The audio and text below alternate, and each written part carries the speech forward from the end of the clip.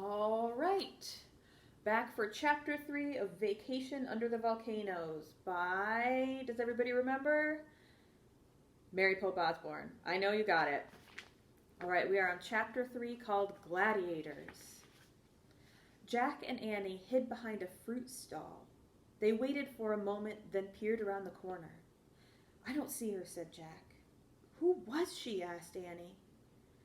I don't know, but she looked nuts to me, said Jack. What's the book say about her? Said Annie. She won't be in there, said Jack. Just look, said Annie. Jack sighed and pulled out the book again. To his surprise, he found a picture of the old woman, and he read aloud. In Roman times, there were people who could see into the future and warn others about what they saw. These people were called soothsayers. See, she wasn't nuts, said Annie. She was giving us a warning, just like my nightmare. Don't pay attention to that stuff, said Jack. Soothsayers are from olden times. People from our time don't believe in them.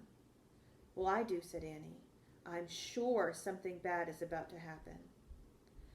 Jack sighed. Come on. We have to keep going. We have to find the lost library.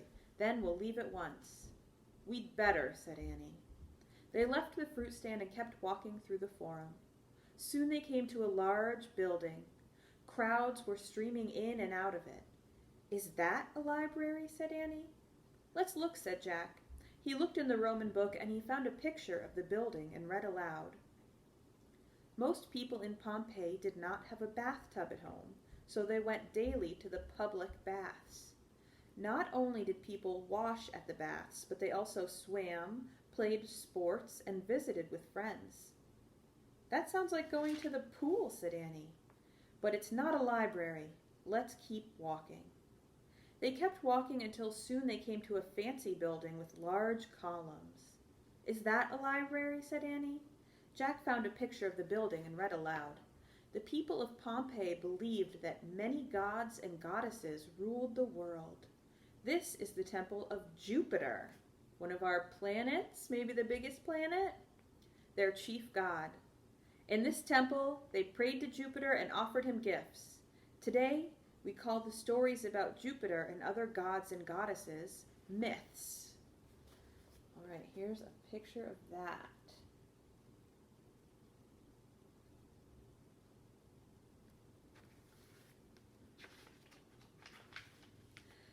My teacher read myths to us, said Jack. I remember stories about Hercules and Apollo. Yeah, my teacher read them too, said Annie. I like stories about Venus and Medusa. Hey, maybe the story we're looking for is a myth, said Jack. Right, said Annie. Come on, hurry, let's keep going. They left the forum and turned onto a wide street. Jack gasped.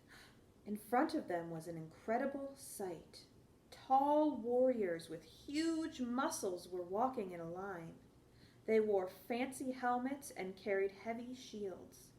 Soldiers, thought Jack.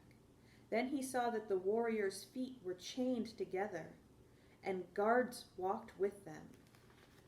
Gladiators, he whispered.